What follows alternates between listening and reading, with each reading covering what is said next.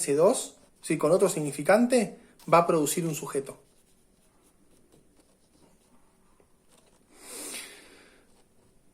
Perdón, el S1 en relación al S2 va a producir, acá en lugar de la producción, es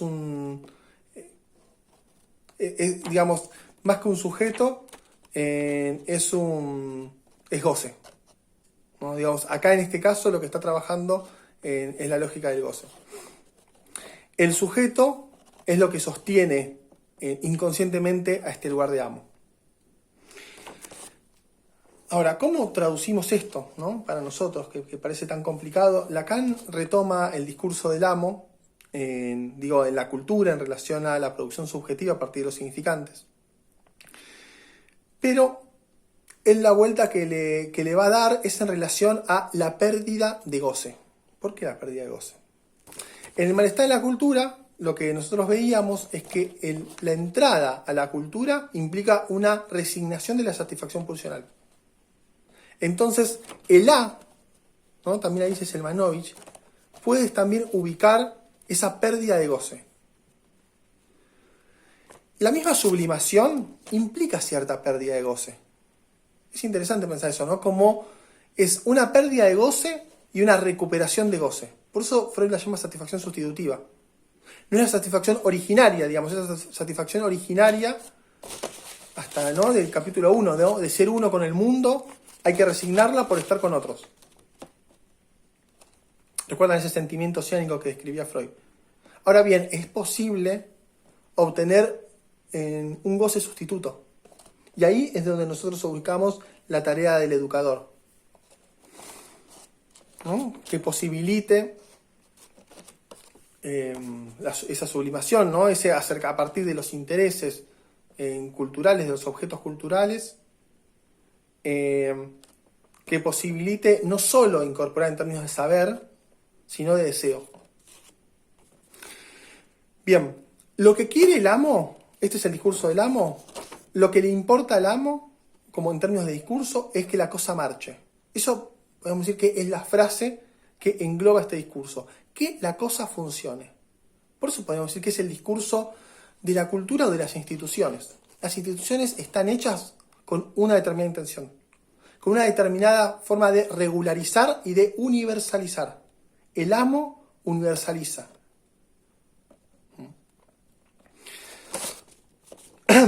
Esto, ¿por qué se llama el discurso del amo? ¿No? Porque él toma en el discurso del amo, en su momento también en Aristóteles. Él trabaja cuando Aristóteles trabaja, bueno, para los que sean de filo y ubiquen algo de esto, tal vez les suene familiar. Lo que allá va a aparecer es que, podemos decir que el lugar del saber no lo tiene la gente en este caso, ¿no? Porque uno siempre dice, bueno, el amo parece que es el que sabe más. No. El amo es, para Lacan, acá, es el que quiere que la cosa funcione.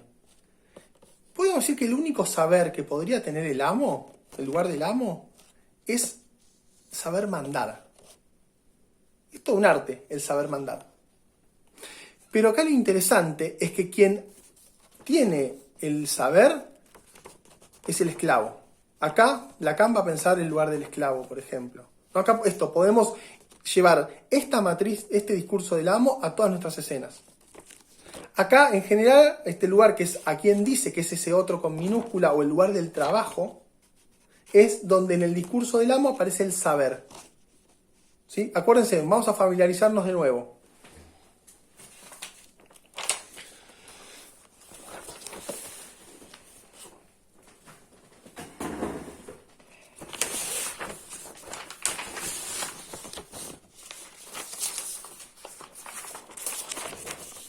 Recuerdan, esta es la matriz, ¿no?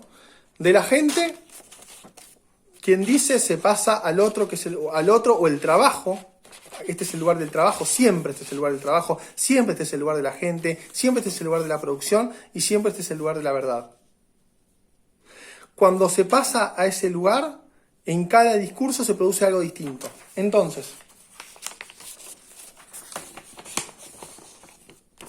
acá podríamos decir, El amo no sabe nada, no necesita saber el amo. En todo caso, como les decía, puede saber mandar, ¿no? Puede encarnar el lugar de amo. Lo que el amo tiene que lograr es que que es el esclavo, es el que produzca.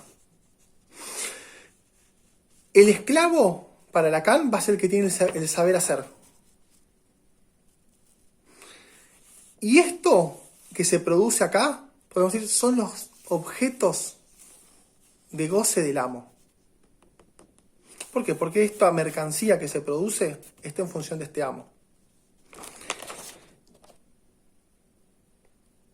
El esclavo no produce para sí mismo.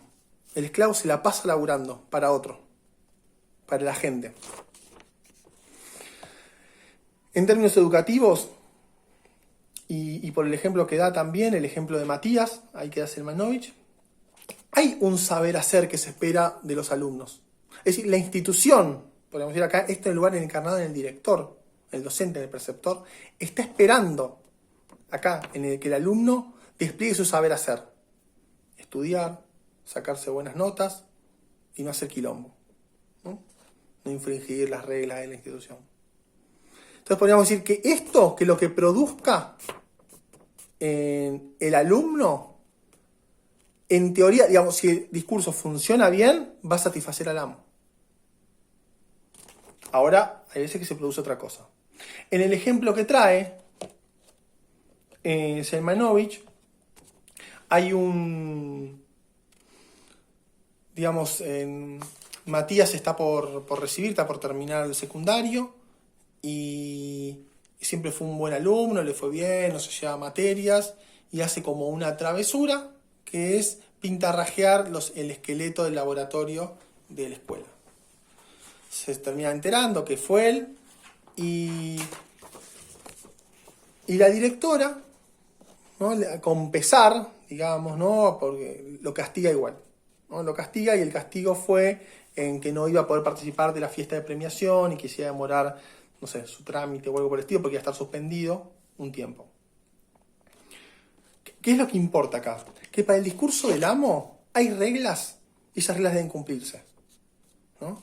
Podemos decir, en el momento en que Matías dejó de producir buenas notas y buen comportamiento, mientras Matías produzca eso, va todo bien. Ahora, cuando Matías, acá en el lugar del A, en lugar de producir algo que satisface al amo, produce, podemos decir, desorden, quilombo, rebelión, ahí, digamos, el amo hace cumplir la ley. Podemos decir que no trajo mayores dificultades,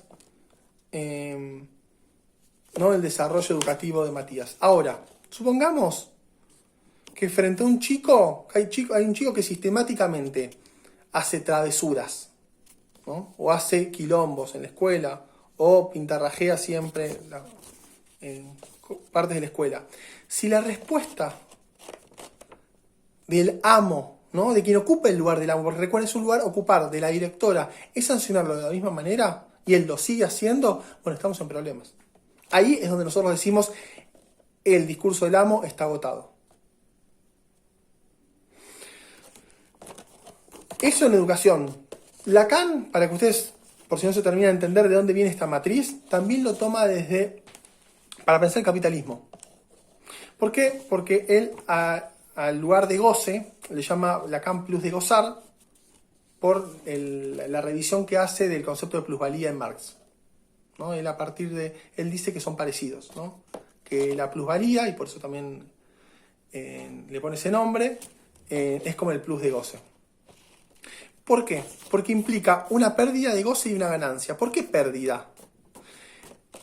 El capitalista no necesita saber cómo funciona, no necesita tener el saber del operario, ¿no? Para una fábrica, supongamos. Ni siquiera se necesita saber bien cómo son las cuentas, ¿no? Depende qué tipo de capitalista sea, capaz ni siquiera labura, ¿no? Es el que pone la guita. Bueno, alguno podrá decir que tiene que saber si vale la pena ese negocio o no, que le está corriendo riesgo, ¿no? Podemos decir, bueno, quienes suelen ponerse, ¿no? del lado del capitalista. Pero podemos decir que si acá está el lugar del obrero, ¿y por qué Marx dice que lo que el obrero produce es plusvalor? Porque hay una diferencia entre lo que le cuesta, entre lo que cuesta en producir eso y la ganancia que le queda al capitalista, que pierde. Y por otra parte, el obrero encima queda alienado, ¿no?, a la mercancía. Entonces ahí tenemos un doble problema. Acá mismo, ¿no?, podemos pensar, entonces, si este es el capitalista, ese es el obrero, acá podría ser la plusvalía. En lugar de la mercancía, podemos decir, bueno, mientras el obrero siga produciendo mercancía para el amo, no hay problema.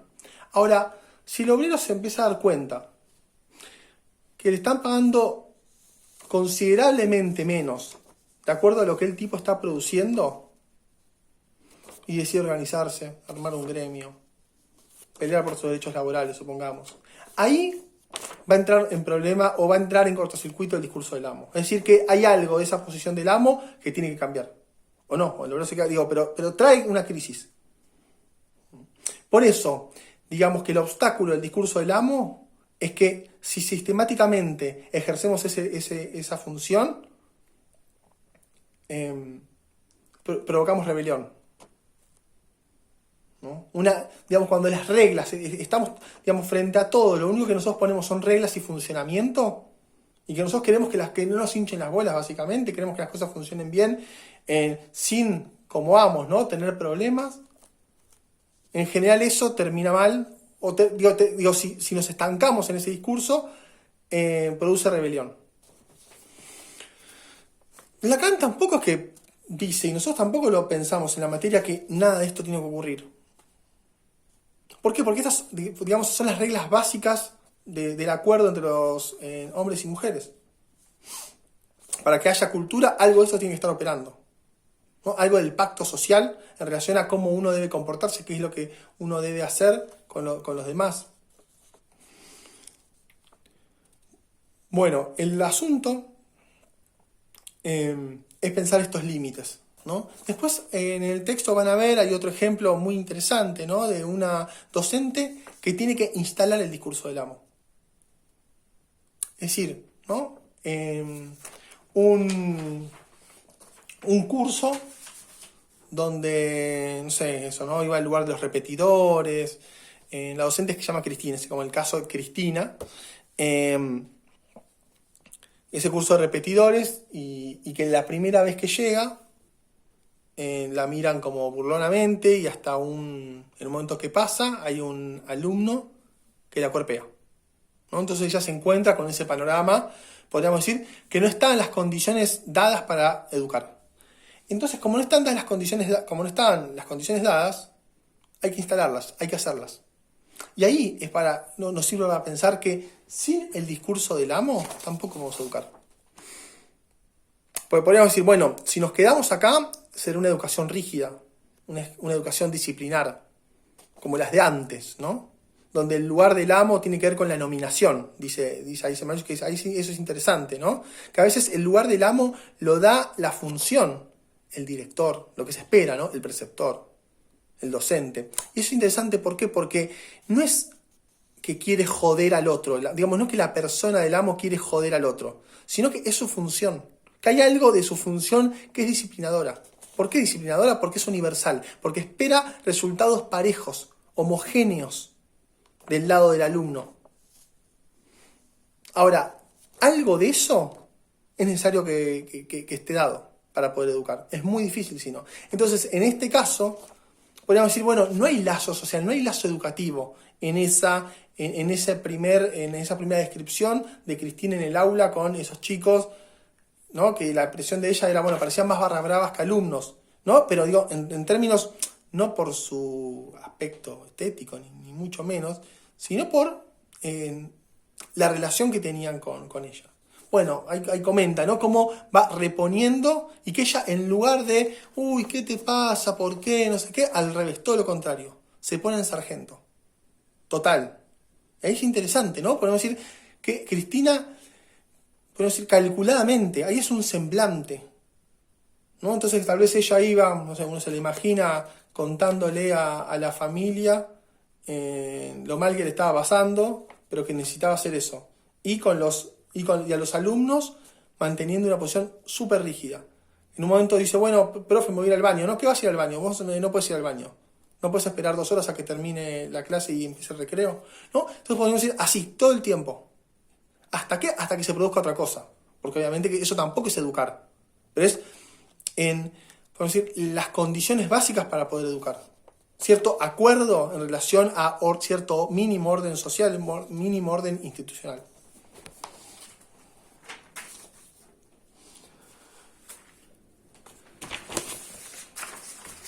Bien. Otro discurso es el universitario. Ustedes se dan cuenta, ¿no?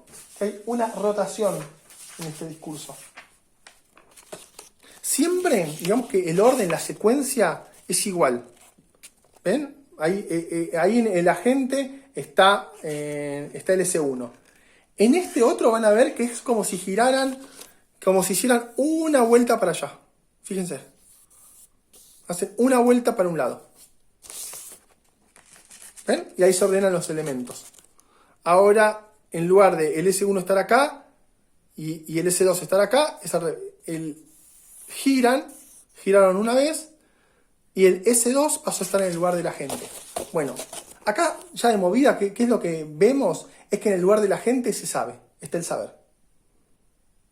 Ya no se está pensando que el saber lo produzca el otro. Y eso, podemos decir, nos da un mínimo de una sociabilidad, de una posibilidad de que ese otro pueda sublimar. No solo padecer, no sé, el saber comportarse bien, sino que tenga algún tipo de relación con eso que produce, ¿no? en el discurso.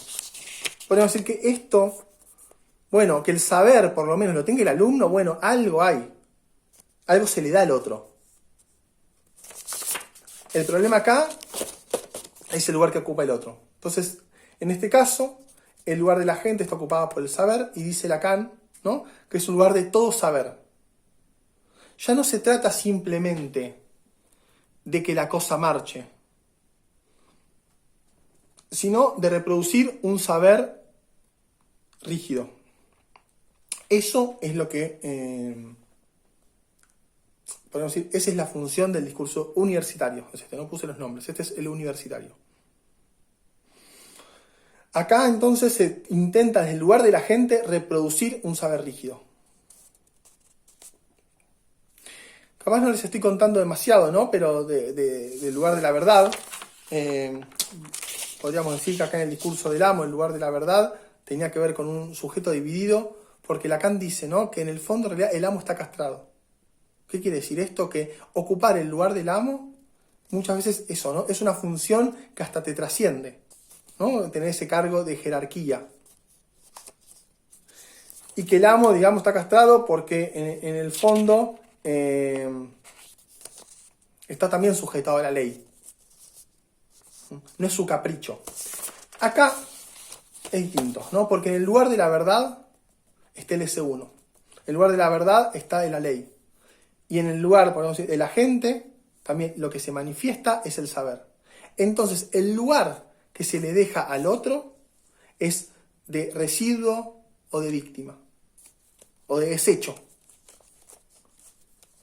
¿Por qué? Porque al otro ni siquiera se le permite acceder al saber. En todo caso, lo que se espera del otro es que reproduzca un saber ya dado. Y si lo reproduce mal, ¿no?, va a ser castigado, va a ser reprobado. Lacan, ¿no?, muy crítico del...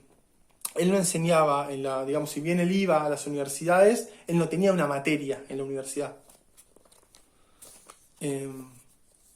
Entonces siempre tenía una transmisión muy crítica de los sistemas universitarios, por lo menos en Francia, por cómo era.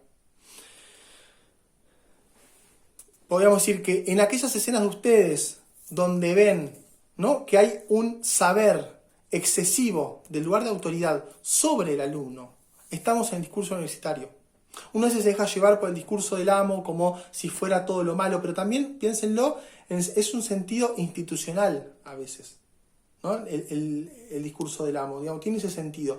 El discurso universitario, Lacan lo llama el amo moderno. Si el discurso del amo sería el amo antiguo, el discurso universitario también lo llama el amo moderno. Digo, podemos decir porque, bueno, hay más cuestiones filosóficas que él va a retomar a Kant y demás para ubicar esta línea, pero tiene que ver con el saber de la ciencia moderna. ¿Sí? Esto que habíamos nosotros hablado en un momento de saberlo todo, de controlarlo todo. En el discurso universitario a mí me gusta siempre pensarlo, ¿no? Con la serie de Black Mirror, donde podemos decir que hay un montón de dispositivos de pantallas, ¿no? Donde el lugar del otro resulta totalmente transparente para el amo, para el lugar de la gente. Por supuesto que acá sí estamos en una relación de autoritarismo. Digo, y por eso a veces yo les hincho un poco y el tema de los videos tiene algo, ¿no? Del discurso universitario, ¿no? Porque es que no sé qué les está pasando a ustedes en las casas mientras están escuchando esto, si entienden, si saben hacia dónde va, si se ocurren ejemplos, qué dudas tienen, ¿no? Como que hay algo de todo eso que se pierde, ¿no? En esta forma de transmisión, ¿no? Bueno, por más que después la saldemos con el encuentro ahí o por WhatsApp o por Zoom, ¿no? Digamos que esté esa instancia de, bueno, de escucharlos a ustedes y escucharlas. Pero digamos que hay algo de esto que tiene que ver con el discurso universitario. ¿Por qué? Porque soy yo en lugar de autoridad que sabe de algo y transmite, y bueno, y no sé qué va a pasar con eso. Pero podemos decir que en el discurso universitario no importa, a la gente no le importa. Lo que importa es controlar. Por eso el otro lo que produce es desecho, que el otro no tiene valor. En ese sentido, también, ¿no? Porque, digamos, acá es más duro que ser homogéneo. Digamos, en el discurso del amo se pretende universalizar. Pero en el discurso universitario se pretende totalizar. Por eso, hasta también para pensar la política, los gobiernos totalitarios, también nos sirve este discurso. Porque se reduce al otro a objetos de goce de la gente. El agente ocupado solamente por su saber y sobre su propia ley, y Lacan va a decir sobre el yo, que en la CAC, para la ciencia moderna, el lugar que va a tener el S1 en este caso. Por eso ven que en cada discurso el S1 y eso va a ocupar un lugar distinto. Va a estar en relación al saber, al yo sé, ¿no? A este pasaje en la modernidad de la instancia de, no sé, ya no está, digamos, podemos decir, ya el lugar del saber, el lugar de la sustancia, el de los fundamentos ya no está dado por Dios, sino por el cogito cartesiano, ¿no? Por el hombre de la ciencia que tiene ideas claras y distintas. Entonces, digo, ¿no? Para Lacan, extremando esto, ese tipo de discurso llevado al extremo va a tender a la anulación del otro, ¿no? Por eso este A, en este caso, tiene ese valor de objeto de goce de esta gente. ¿Qué es lo que produce? Son síntomas, es malestar, pero no síntoma en relación a esa palanca de cambio que nosotros ¿no? trabajamos, indicamos, a esa posibilidad de pregunta, ¿no? Por eso, sino malestar, vamos a decir, no hay, y pasividad. Digamos, la otra contra de este discurso que produce pasividad. ¿Qué pasa? Hay momentos de la clase, ¿no? De una clase que hay algo de esto, ¿no? Donde, bueno, el profe sabe, despliega todo su saber. Ahora, el asunto después que pueda rotar para provocar otra instancia donde este otro a quien se dirige tenga algo que decir, tenga algo que proponer, tenga algo que pensar, tenga algo que aportar. Porque, podemos decir, para el discurso universitario no importa el interés. No importa el interés del otro, no importa. Podríamos pensar que la primera escuela de Victoria tiene que ver con esta dinámica, ¿no? Donde no, porque a veces no es simplemente el saber sobre la disciplina de enseñar, sino es el saber sobre el alumno. Podemos decir, en esta rigidez de los docentes de esa escuela, ¿no? De tomar la Victoria como manzana podrida y que no va a poder hacer nada. Digamos, ¿no? Por eso digo, es un lugar de desecho y de residuo, ¿no? Como es un lugar, ya están estigmatizando, están cercenando sus posibilidades de. Entonces, el saber, digamos, es sobre, o la disciplina, ¿no? Esto es saber todo y que no haya nada que el docente no sepa, Y entonces en ese punto podemos decir que son esas clases donde digan lo que digan los alumnos, siempre el docente va a buscar la manera de mostrarles que sabe más, ¿no? Y hasta a veces, hasta en algunos casos, dejarlo como ridículos, ¿no? Donde incluso el docente no admite que haya un saber del lado del otro. Bien.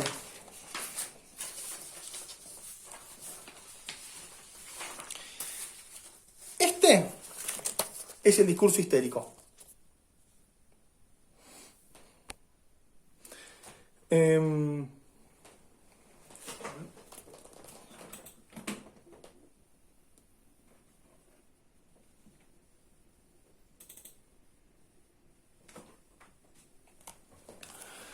Este es el discurso histérico. ¿Por qué es el discurso histérico? Porque acá el lugar de la gente ya no está dado por el saber, ¿sí? Sino que en el discurso histérico lo que se va, digamos, la intención, la función del discurso histérico es hacer desear. Lacan va a tomar como eje del discurso histérico la figura de Sócrates. No sé si saben, Sócrates, filósofo de Grecia, que no escribió, que quien escribió quien escribió fue el fundador de la escuela, Platón, ¿no? Y en los diálogos de Platón se recoge en la filosofía de Sócrates. Pero que bueno, uno nunca sabe el todo, ¿no? ¿Qué dijo Platón? ¿Qué dijo Sócrates?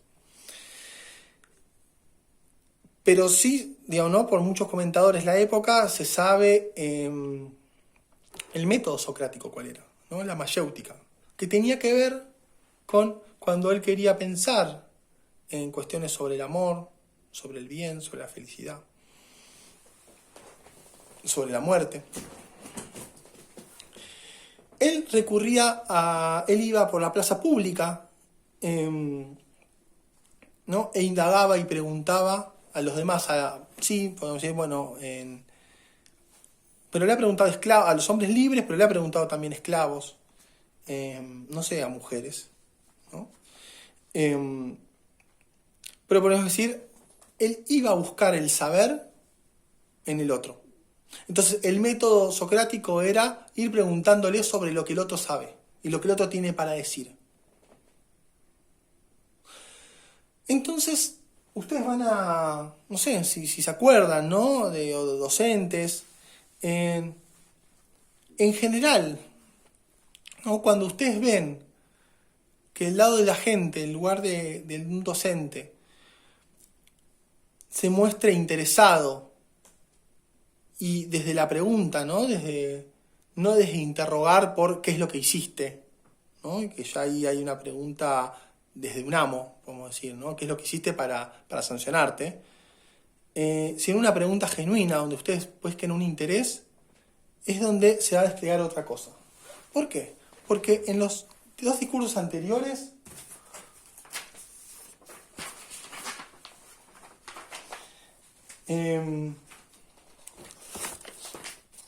sobre el deseo, bien y gracias, ¿no? Sobre esto que nosotros trabajamos como vínculo educativo en relación a provocar saber y deseo, ¿no? E interés por el saber, una relación con esos contenidos, mucho no pasaba, ¿no? En el discurso universitario ni hablar, y en el discurso del amo poco y nada, ¿no? Sobre el deseo de los sujetos sobre aquellas cosas que se aprenden, que se transmiten. Acá, en cambio, para Lacan la dinámica es la siguiente. Es un agente ubicado desde el lugar de no saber. Está sujeto dividido porque está sintomatizado, como decir, no está preocupado, está en falta. El agente acá está en falta. De su propia falta va a preguntar al otro, y podemos decir, va a ubicarlo en el lugar del amo al otro, para que ese otro produzca saber. Entonces, ¿no? Esos momentos de las clases, o hay docentes, ¿no? Que utilizan muy bien estas estrategias. A veces es una estrategia, a veces es lo que les sale, ¿no? Y que habilitan todo el tiempo al alumno a que pueda desplegar su saber, esos intereses que tiene, esas formas de explicarlo, esas formas de vivirlo, ¿no? Y podemos decir a que despliegue ese saber. Pero ¿qué es importante? Que este amo no produce saber obligado. La gente en posición de no saber, de sujeto dividido, genera en el amo las ganas de saber, las ganas de producir, de contar, ¿no? Sócrates iba entrevistando a los hombres, ¿no? de la plaza pública, ahí en Grecia, en las calles de Grecia, y lo que provocaba en ellos eran las ganas de decir, ¿no? Las ganas de explicar. No estaba dominado, ¿no? En toda relación de amo hay cierta dominación, ¿no? Acá podemos decir, no está dominado, o las formas de dominación son más sutiles, ¿no? Son esas cosas que a veces nos pasan cuando, por ejemplo, ¿no? Nos juntamos con un amigo que está mal, ¿no? Nos dice, bueno, vamos a juntarnos, necesito hablar con alguien, ¿no? Bueno, uno lo acompaña, se toma una cerveza, lo escucha, ¿no? Pero esa es la posición del amigo, supongamos que es, no, todo me sale mal, ¿no? Muy en la queja, ¿no? Una cosa es bancar al amigo, otra cosa es cuando el amigo ya sigue en cierta queja, ¿no? Y lo que provoca, ¿qué provoca? Bueno, primero, ¿no? Tal vez, bueno, ya se va a solucionar, bueno, tal vez tengas que hacer esto, ¿no? Y el amigo empieza a decir, no, ya lo intenté, pero no. No, eso no, va a ser imposible, al pedo voy a hacer eso. Entonces, ahí podríamos decir, ¿qué produce en el otro? Digamos, podríamos decir, nuestro amigo, con su malestar, por eso también dividido, ¿no? Que no sabe, que no puede, que le cuesta, nos pone a nosotros a que le demos consejos, ¿no? Que le demos, en lugar del saber, pueden estar ahí nuestros consejos. Pero en algún momento a nosotros, cuando nosotros le devolvemos a nuestro amigo, ¿no? Nuestro saber, y nuestro amigo nos dice, no, eso no, eso no, a nosotros en un momento nos va a tener harto, ¿no?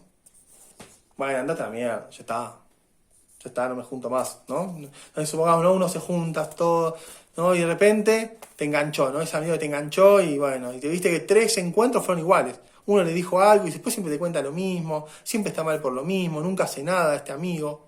Uno se va a mandar a la mierda en un momento, ¿no? Se va a cansar, va a dejar de ver, va a inventar excusas para dejar de verlo.